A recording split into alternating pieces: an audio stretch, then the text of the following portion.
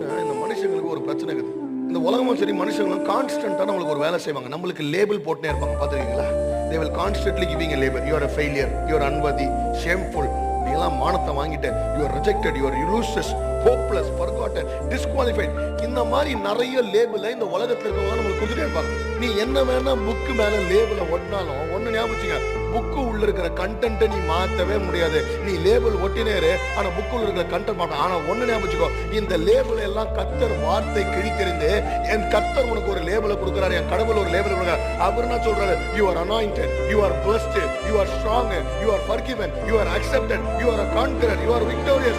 கர்த்தர் சொல்றாரு, you are loved. This is the label that the Lord is giving me. அதனால no matter what label man gives me, அதெல்லாம் நான் கிழிச்சு போட்டு எனக்கு ஆண்டவர் கொடுத்த லேபிள் என் வாழ்க்கையில நிலை நிற்கும்.